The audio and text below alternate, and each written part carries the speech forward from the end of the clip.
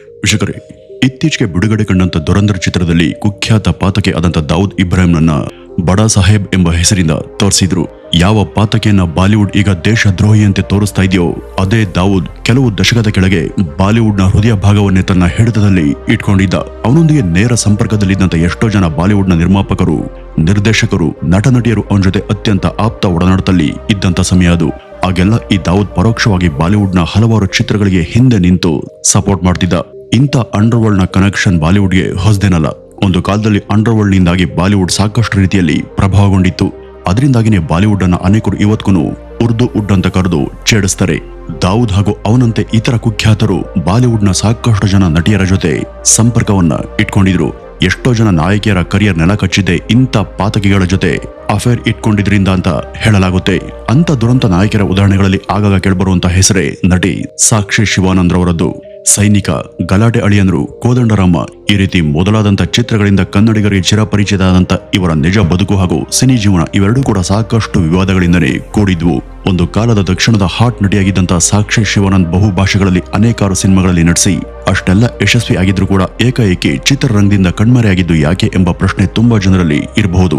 ಒಂದಷ್ಟು ವರ್ಷಗಳ ಕೆಳಗೆ ಸಾಕ್ಷಿ ಶಿವಾನಂದ್ ರವರ ಹೆಸರು ಬಾಲಿವುಡ್ನ ಪರದೆ ಹಿಂದೆ ಇದ್ದಂತ ಅಂಡರ್ವರ್ಲ್ಡ್ ನ ಜೊತೆ ಕೂಡ ತಳಕನ್ನ ಹಾಕೊಂಡಿತ್ತು. ಅದಲ್ಲದೆ ಸೈನಿಕ ಚಿತ್ರದ ಸಮಯದಲ್ಲಿ ಮಾಜಿ ನಟ ಹಾಗೂ ಶಾಸಕರು ಆದಂತ ಯೋಗೇಶ್ವರ್ ಅವರು ಸಾಕ್ಷಿ ಶಿವಾನಂದ್ ರವರ ವಿರುದ್ಧ ಹೊರಿಸಿದ್ದಂತ ಗಂಭೀರ ಆರೋಪಗಳು ಏನು ಎಂಬೆಲ್ಲ ಸಂಗತಿಗಳ ಬಗ್ಗೆ ಇವತ್ತಿನ ಈ ಒಂದು ವಿಡಿಯೋದಲ್ಲಿ ಸಮಗ್ರವಾಗಿ ತಿಳಿಯೋಣ. ವೀಕ್ಷಕರೇ, ಸ್ಫುರದ್ರೂಪಿ ನಟಿ ಸಾಕ್ಷಿ ಶಿವಾನಂದ್ ಮೂಲತಃ ಕರ್ನಾಟಕದ ಕುಂದಾಪುರದವರು. ಇವರ ತಂದೆ ಪಂಜಾಬ್ನ ಮೂಲದವರು ಅಂತ ಹೇಳಲಾಗುತ್ತೆ. 1972ರಲ್ಲಿ ಜನಿಸಿದಂತ ನಟಿ ಸಾಕ್ಷಿ ಶಿವಾನಂದ್ ಹುಟ್ಟಿದ್ದು ಸೌತ್ ಆಫ್ರಿಕಾದಲ್ಲಿ. ಇವರಿಗೆ ಶಿಲ್ಪಾ ಎಂಬ ಸೋದರಿ ಕೂಡ ಇದ್ದಾರೆ ಹಾಗೂ ಅವರು ಕೂಡ ಭಾರತೀಯ ನಟಿ ಹಾಗೂ ಮಾಡೆಲ್. 2000ನೇ ಇಸ್ವಿ ನಂತರ ಇವರು ಕನ್ನಡದಲ್ಲಿ ನಟಿಸೋದಕ್ಕೆ ಶುರು ಮಾಡ್ತಾರೆ. ಕನ್ನಡದಲ್ಲಿ ಗಲಾಟೆ ಅಳಿಯಂದ್ರು ಚಿತ್ರನೇ ಇವರ ಮೊದಲ ಚಿತ್ರ. ಆದರೆ ಕನ್ನಡಕ್ಕೆ ಬರುವಂತ ಮುನ್ನ ಅನೇಕ ತೆಲುಗು, ಹಿಂದಿ ಹಾಗೂ ತಮಿಳು ಚಿತ್ರಗಳಲ್ಲಿ ಇವರು ನಟಿಸಿದ್ರು. 1993ರಲ್ಲಿ ಬಂದಿದ್ದಂತ ತೆಲುಗಿನ ಅನ್ನ ವದಿನ ಚಿತ್ರದಲ್ಲಿ ಇವರು ಪ್ರಪ್ರಥಮವಾಗಿ ಸಣ್ಣ ಪಾತ್ರವೊಂದರಲ್ಲಿ ನಟಿಸಿದ್ರು. 2000ನೇ ಇಸ್ವಿಯಲ್ಲಿ ಗಲಾಟೆ ಅಳಿಯಂದ್ರು ಚಿತ್ರದಲ್ಲಿ ನಟಿಸುವ ಹೊತ್ತಾಗಲೇ ತೆಲುಗು, ತಮಿಳು, ಹಿಂದಿ ಸೇರಿ ಸುಮಾರು ಇವರು 22ಕ್ಕೂ ಹೆಚ್ಚು ಚಿತ್ರಗಳಲ್ಲಿ ನಟಿಸಿದ್ರು. 1995ರಲ್ಲಿ ಬಂದಿದ್ದಂತ ಜನ್ಮ್ ಕುಂಡಳಿ ಎಂಬ ಹಿಂದಿ ಚಿತ್ರದ ಮೂಲಕ ಇವರು ಮೊದಲ ಬಾರಿಗೆ ಬಾಲಿವುಡ್ಗೂ ಪರಿಚಯ ಆಗ್ತಾರೆ. ತೆಲುಗಿನಲ್ಲಿ ನಟ ರಾಜಶೇಖರ್, ಮೋಹನ್ ಬಾಬು, ಬಾಲಯ್ಯ, ನಾಗಾರ್ಜುನ್ ತರಹದ ಸ್ಟಾರ್ ಹೀರೋಗಳ ಜೊತೆ ನಡೆಸಿದಂತ ಸಾಕ್ಷಿ ಕನ್ನಡದಲ್ಲಿ ರವಿಚಂದ್ರನ್, ಶಿವಣ್ಣ, ರಮೇಶ್, ಉಪೇಂದ್ರ, ಯೋಗೇಶ್ವರ್ ಈ ರೀತಿ ಮೊದಲಾದವರ ಜೊತೆ ನಟಿಸಿ ಕೆಲವು ಸಮಯದವರೆಗೂ ಕನ್ನಡಿಗರ ನೆಚ್ಚಿನ ನಟಿಯಾಗಿದ್ರು. ಕನ್ನಡದಲ್ಲಿ ಇವರ ಸೈನಿಕ ಚಿತ್ರ ಇವತ್ತು ತುಂಬಾ ಜನರ ಫೇವರೇಟ್ ಸಿನಿಮಾ. ಈ ಒಂದು ಚಿತ್ರದ ಮಳೆಬಿಲ್ಲೆ ಹಾಡು ಇವತ್ತು ಅನೇಕರಿಗೆ ನೆಚ್ಚಿನ ಗೀತೆ. 1993ರಿಂದ 2014ರವರೆಗೂ ಹಲವು ಭಾಷೆಗಳಲ್ಲಿ 35ಕ್ಕೂ ಹೆಚ್ಚು ಚಿತ್ರಗಳಲ್ಲಿ ನಡೆಸಿದಂತ ಸಾಕ್ಷಿ ಶಿವಾನಂದ್ ಒಂದು ದಿನ ಇದ್ದಕ್ಕಿದ್ದಂತೆ ನಟನೆಗೆ ವಿದಾಯ ಹೇಳಿ ಹೊರಟು ಹೋಗ್ತಾರೆ. ಆದರೆ ಇದಕ್ಕೂ ಮೊದಲು ಅವರು ಬಾಲಿವುಡ್ ನಲ್ಲಿ ಕ್ಲಿಕ್ ಆಗುವಂತ ಎಲ್ಲಾ ಲಕ್ಷಣಗಳು ಕೂಡ ದಟ್ಟವಾಗಿದ್ದು. ಸ್ಟಾರ್ ನಟರಾದಂತ ಗೋವಿಂದ, ಜಾಕಿ ಶ್ರಾಫ್, ಸೈಫ್ ಅಲಿ ಖಾನ್ ಈ ರೀತಿ ಮೊದಲಾದವರ ಜೊತೆ ನಡೆಸೋದಕ್ಕೆ ಅವರಿಗೆ ಅಲ್ಲಿ ಅವಕಾಶ ಸಿಕ್ಕಿದ್ರು ಕೂಡ ಅಂಡರ್ವರ್ಲ್ಡ್ ನ ಅನಿರೀಕ್ಷಿತ ಸಹವಾಸದಿಂದಾಗಿ ಅವರು ಹಿಂದಿ ಚಿತ್ರರಂಗದಿಂದ ಸದ್ದಿಲ್ಲದೆ ದೂರ ಆಗ್ಬೇಕಾಯ್ತು ಅಂತ ಹೇಳಲಾಗುತ್ತೆ. ಹಾಗಂತ ಸಾಕ್ಷಿ ಶಿವಾನಂದ್ ಯಾವುದೇ ಕುಖ್ಯಾತ ಪಾತಕಿಯೊಂದಿಗೂ ಕೂಡ ಸಂಪರ್ಕವನ್ನ ಇಟ್ಕೊಂಡಿರಲಿಲ್ಲ. ಇಸ್ವಿ ಸುಮಾರು 2000ರ ಸಮಯದ ಆಸುಪಾಸಲ್ಲಿ ಅವರಿಗೆ ಸಿಕ್ಕಂತ ಒಂದು ಹಿಂದಿ ಚಿತ್ರದ ಆಫರ್ ಎಲ್ಲವನ್ನೂ ಕೂಡ ಬುಡಮೇಲು ಮಾಡಿತ್ತು. ಆ ಒಂದು ಸಮಯದಲ್ಲಿ ನಟ ಸೈಫ್ ಅಲಿ ಖಾನ್ ರವರ ಜೊತೆ ತುಮ್ ಎಂಬ ಹಿಂದಿ ಚಿತ್ರದಲ್ಲಿ ಸಾಕ್ಷಿ ಅವರಿಗೆ ನಡೆಸೋದಕ್ಕೆ ಅವಕಾಶ ಸಿಕ್ಕಿತ್ತು. ಆದ್ರೆ ಆ ಚಿತ್ರದ ನಿರ್ಮಾಪಕರಿಗೆ ನೇರವಾಗಿ ಭೂಗತ ಲೋಕದ ಕೆಲವರೊಂದಿಗೆ ಕನೆಕ್ಷನ್ ಇತ್ತಂತೆ. ಅವ್ರ ಮೂಲಕ ನಟಿ ಸಾಕ್ಷಿ ಅವರ ಮೊಬೈಲ್ ನಂಬರ್ ಆ ಪಾತಕಿಗಳ ಕೈಗೆ ಸಿಕ್ಕಿ ಅವರು ಆ ನಟಿಗೆ ಪದೇ ಪದೇ ಕಾಲ್ ಮಾಡಿ ಹೆದರಿಸೋದಕ್ಕೆ ಶುರು ಮಾಡಿದಾಗ ಹೆದರದಂತ ನಟಿ ಸಾಕ್ಷಿ ಅವರು ತಮ್ಮ ಮೊಬೈಲ್ ನಂಬರ್ ಅನ್ನೇ ಬದಲಾಯಿಸಿ ಮುಂಬೈನಿಂದ ತಮ್ಮ ಲೊಕೇಶನ್ ಅನ್ನೇ ಬೇರೆ ಕಡೆಗೆ ಬದಲಾಯಿಸಿಕೊಂಡ್ರು ಅಂತ ಹೇಳಲಾಗುತ್ತೆ. ಕ್ರಮೇಣ ತುಮ್ ಚಿತ್ರವು ಕೂಡ ಫಿನಿಶ್ ಆಗದೆ ಹಾಗೇನೆ ಅರ್ಧಕ್ಕೆ ನಿಂತು ಹೋಯಿತು. ಇದರಲ್ಲಿ ನಟ ಸೈಫ್, ಜಾಕಿ ಶ್ರಾಫ್ ಈ ರೀತಿ ಮೊದಲಾದವರು ನಟನೆ ಮಾಡಬೇಕಿತ್ತಾದ್ರೂ ಕಾರಣಾಂತರಗಳಿಂದ ಇದರ ನಿರ್ಮಾಣ ಕಂಪ್ಲೀಟ್ ಆಗಲಿಲ್ಲ. ಈ ಒಂದು ಚಿತ್ರದ ಸಮಯದಲ್ಲಿ ನನಗೆ ಬೆದರಿಕೆ ಕರೆಗಳಿಂದಾಗಿ ನಾನೇ ಹಿಂದಿಯಿಂದ ದೂರ ಬಂದು ತೆಲುಗು ಹಾಗೂ ಕನ್ನಡ ಚಿತ್ರಗಳಲ್ಲಿ ಬ್ಯುಸಿ ಆದಂತ ಒಮ್ಮೆ ಸಾಕ್ಷಿ ಅವರೇ ಸ್ವತಃ ಹೇಳ್ಕೊಂಡಿದ್ರು. ಇದಾದ್ಮೇಲೆ ಕನ್ನಡ ಮತ್ತು ತೆಲುಗು ಚಿತ್ರಗಳಲ್ಲಿ ಅವರು ಮುಂದುವರೆದ್ರು. ಗಲಾಟೆ ಅಳಿಯಂದ್ರು ಚಿತ್ರದ ಮೂಲಕ ಕನ್ನಡಕ್ಕೆ ಬಂದಂತ ಸಾಕ್ಷಿ ಅವರನ್ನ ಕನ್ನಡಿಗರು ಅದ್ಧೂರಿಯಾಗಿ ಸ್ವಾಗತಿಸಿದ್ರು. ಮುಂದೆ ಅವರ ಕೋದಂಡರಾಮ, ಸೈನಿಕ ಚಿತ್ರಗಳನ್ನ ಕನ್ನಡಿಗರು ಯಶಸ್ವಿಗೊಳಿಸಿದ್ರು. ಈ ಮಧ್ಯ ಸೈನಿಕ ಚಿತ್ರದ ಸಂದರ್ಭದಲ್ಲೂ ಕೂಡ ಸಾಕ್ಷಿ ಶಿವಾನಂದ್ ಕೆಲವು ಗಂಭೀರ ವಿವಾದಗಳಲ್ಲಿ ಸಿಕ್ಕಾಕೊಂಡಿದ್ರು. 2002ನೇ ಇಸ್ವಿಯಲ್ಲಿ ಮಹೇಶ್ ಸುಖಧರೆ ಅವರ ನಿರ್ದೇಶನದಲ್ಲಿ ಮೂಡಿ ಬಂದಂತ ಸೂಪರ್ ಹಿಟ್ ಚಿತ್ರನೇ ಸೈನಿಕ. ಇದು ನಟ ಹಾಗೂ ರಾಜಕಾರಣಿಯಾದಂತ ಯೋಗೇಶ್ವರ್ ಅವರು ಕನ್ನಡದಲ್ಲಿ ನಾಯಕರಾಗಿ ನಟಿಸಿದಂತ 2ನೇ ಚಿತ್ರ. ಈ ಒಂದು ಚಿತ್ರಕ್ಕೆ ಸಾಕ್ಷಿ ಅವರನ್ನ ಬುಕ್ ಮಾಡುವಂತ ಸಲುವಾಗಿ ಸ್ವತಃ ಯೋಗೇಶ್ವರ್ ಅವರು ಹೈದರಾಬಾದ್ಗೆ ಹೋಗಿದ್ರು.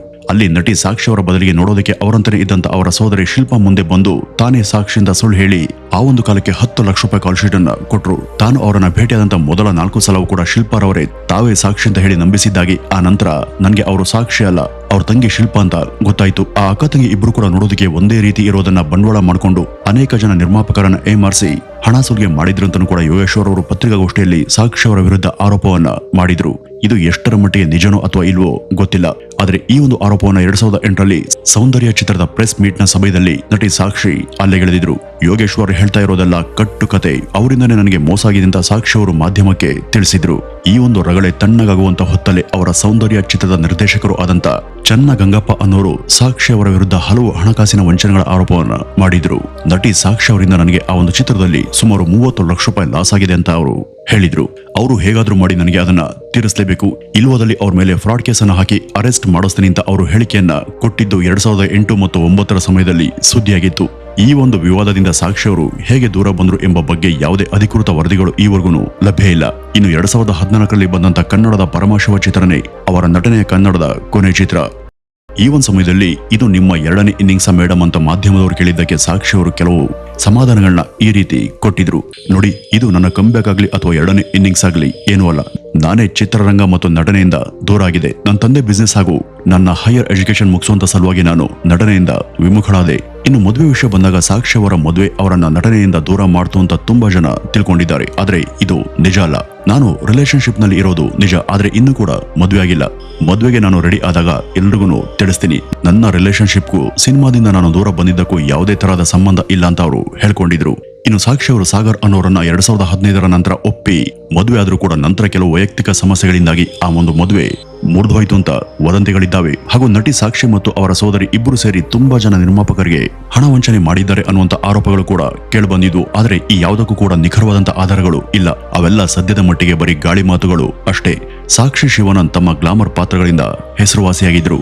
ಅನೇಕ ಭಾಷೆಗಳ ಹಲವು ಸ್ಟಾರ್ ಹೀರೋಗಳ ಜೊತೆ ಅವರು ಲೀಲಾಜಾಲವಾಗಿ ನಟಿಸಿ ತೆಲುಗು ಮತ್ತು ಕನ್ನಡಿಗರ ಫೇವರೇಟ್ ನಟಿಯಾಗಿ ಒಂದು ಕಾಲದಲ್ಲಿ ಮಿಂಚಿದ್ರು. ತಮ್ಮ ಸುತ್ತಲೂ ವಿವಾದದ ಗಾಳಿಗೋಪುರಗಳು ನಿರ್ಮಾಣ ಆಗಿದ್ರು ಕೂಡ ಆ ಯಾವುದಕ್ಕೂ ಕೇರ್ ಮಾಡದಂತ ಸಾಕ್ಷಿ ಶಿವಾನಂದ್ ತಮ್ಮ ಕೆಲಸದ ಮೇಲಷ್ಟೇ ನಿಗಾವನ್ನ ವಹಿಸಿದ್ರು. ಕಳೆದ 10 ವರ್ಷಗಳಿಂದನೂ ಕೂಡ ತಮ್ಮ ಖಾಸಗಿ ಬದುಕನ್ನ ಮಾಧ್ಯಮಗಳಿಂದ ಹಾಗೂ ಜನರಿಂದ ದೂರನೇ ಇಟ್ಟಿರುವಂತ ಸಾಕ್ಷಿ ಅವರು ಯಾವುದೇ ಸೋಷಿಯಲ್ ಮೀಡಿಯಾದಲ್ಲೂ ಕೂಡ ಸಕ್ರಿಯರಾಗಿಲ್ಲ. ಸಾಕ್ಷಿ ಅವರಿಗೆ ಭೂಗತ ಲೋಕದ ಜೊತೆ ನಂಟಿತ್ತು. ಅವರು ಹಾಗೂ ಅವರ ಸೋದರಿ ಇಬ್ರು ಸೇರಿ ನಿರ್ಮಾಪಕರಿಗೆ ಹಣದ ವಿಷಯವಾಗಿ ಮೋಸ ಮಾಡಿದ್ದಾರೆ ಎಂಬ ಆರೋಪಗಳ ಭೂತ ಅವರ ಹೆಸರಿನ ಹಿಂದೆ ಇವತ್ತಿಗೂ ಕೂಡ ಬೆಂಬಿಡದಂತ ಭೂತವಾಗಿ ಕಾಡ್ತಾನೆ ಇದೆ. ಅವ್ರ ಬಗ್ಗೆ ಇರುವಂತಹ ಹೆಚ್ಚಿನ ಯಾವುದೇ ಆರೋಪಗಳಿಗೂ ಸರಿಯಾದಂತ ಯಾವುದೇ ಸಾಕ್ಷಿಗಳು ಮತ್ತು ಆಧಾರಗಳು ಇಲ್ಲ. ಹಾಗಾಗಿ ಅವೆಲ್ಲ ಸದ್ಯದ ಮಟ್ಟಿಗೆ ಊಹಾಪೋಹಗಳ ಕಂತೆಗಳಾಗಿ ಮಾತ್ರನೇ ಉಳಿದೋಗಿದ್ದಾವೆ.